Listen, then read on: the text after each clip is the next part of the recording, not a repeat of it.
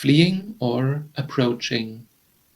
Welcome, good day, and hello to Silent Time, the opportunity to think on what is really important in life. Fleeing in fear or coming near. What is your reaction to God? Do you flee in fear from God and hide from Him? Or do you approach to Him and come close to God's love and experience the joy that He gives? In our old sinful human nature, naturally, we tend to walk away from God. That has been throughout times, even starting from Adam and Eve. Boldly they had transgressed over the laws of God. Now they hear the steps of the Lord in the garden, so they run away, they hide from Him. And since that time, our natural, old, sinful human nature, earthly nature, we try to hide from God. We want to run away. We flee in work, in busyness. We only are interested in our own wisdom, but we don't want to hear from God. Or the people of Israel, when they gathered at the mountain Sinai, they were gathered, but when the Lord appeared in the cloud and they heard the sound like a trumpet, they run away. They say, we cannot stand in front of the Lord. Or also in the Revelations, the prediction when the Lord will come again in majesty, the people flee. They call mountains, come upon us, hide us. It is always the same.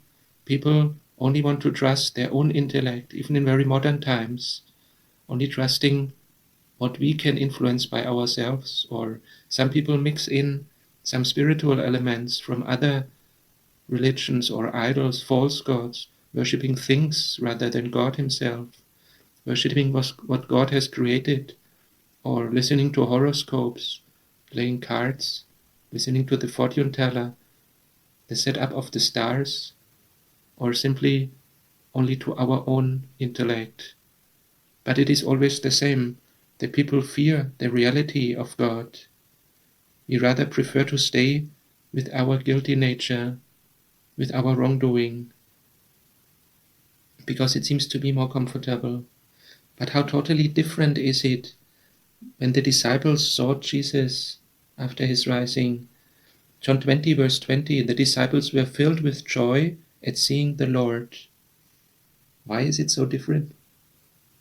Actually, the disciples also had done wrong. They were not better people. What is different in that situation? We can see from the first part of that verse. Jesus showed them His hands and His side. The hands and the side, they still showed the signs from the crucifixion, the injuries from the nails. It means now they understand what the cross really means. When Jesus suffered on the cross, it means forgiveness, reconciliation with God. It shows the love of God and His grace to all people, no matter where we are and what we have done.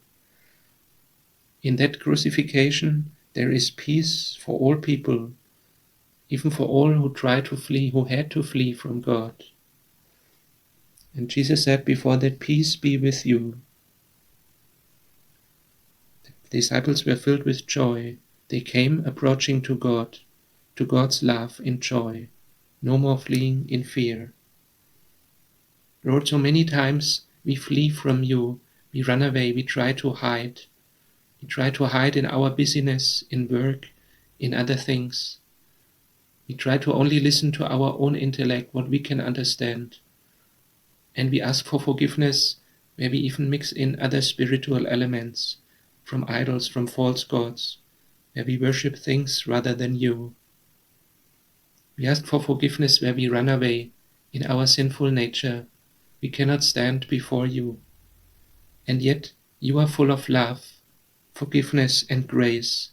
Help us to understand the significance of the cross, of your sacrifice, that you have sacrificed yourself on the cross in order to achieve forgiveness and reconciliation, that we can approach to you in joy and experience your love, your help, and your grace. Thank you for that great gift. We can never achieve that by ourselves, no matter how much we do and what we do, no matter how much we achieve in earthly standards. Thank you for all that you have done. You have won the great victory over all evils. Praise be to you forever. Amen.